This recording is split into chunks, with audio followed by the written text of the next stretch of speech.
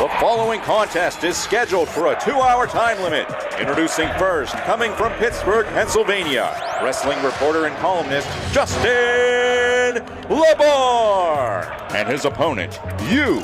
Call, tweet, email because you can go one-on-one with Justin LaBar in Wrestling Reality. Right now on Trib Live Radio.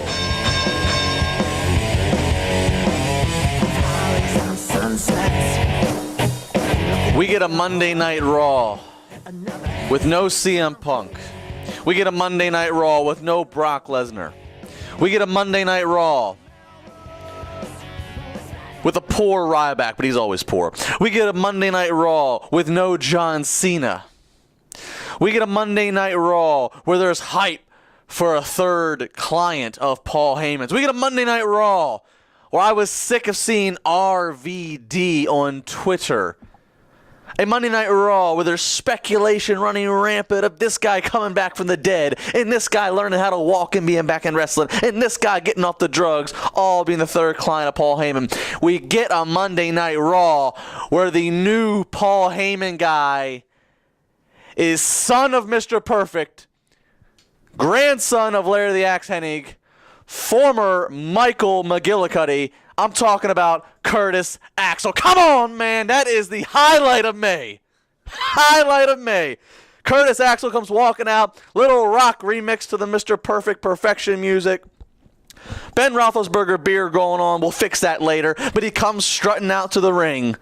Paul Heyman stands there and announces that he is the new guy in town. This is a DVR moment. This is a Sports Center moment. This is one where history takes a left turn. And if Paul Heyman says it, just like if I say it, it's reality. Curtis Axel, taking his real middle name Curtis, obviously in homage to his father Kurt, Mr. Perfect Hennig. Axel, taking homage of Larry the Axe Hennig. I love it. I love it. I love it. I love it. Everybody think, well, why can't he just be Joe Hennig? His name is Joe Hennig. No. It's a show. Characters. Charlie Sheen didn't play Charlie Sheen. He was Charlie Harper. Tim Allen didn't play Tim Allen. He was Tim Taylor. Okay? You can be close, but you got to differentiate. You got to be different in some form or another. Okay, if you take Joe Hennig, first off, makes it tougher for Vince to own the name. Secondly, if you take Joe Hennig, it's constant reminder and in the shadow, let him be somebody new.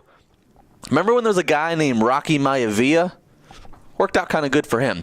Combine the lineage you have, give him something new. You can let him piggyback. You can let him associate and acknowledge his history, but let Curtis Axel be Curtis Axel.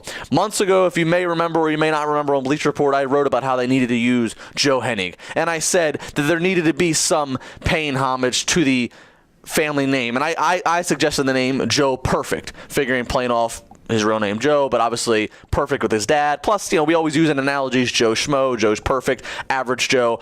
They didn't do that. I'm fine with Curtis Axel. In fact, I think it has a little bit more of a gritty, hardcore villain kind of name, Curtis Axel.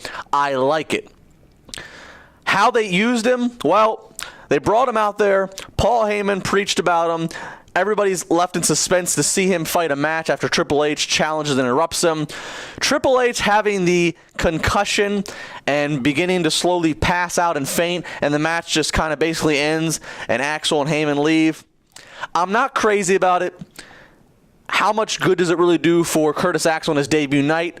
Really none. However, let's give it time because, remember, he has the narrators of all narrators and Paul Heyman. And Paul Heyman will tell you that because Curtis Axel, that's how he's going to say it, because Curtis Axel was in the ring with Triple H, Triple H couldn't hang with this young buck. Triple H couldn't hang, and he had to go get a drink of water. He had to call timeout. No timeouts in wrestling.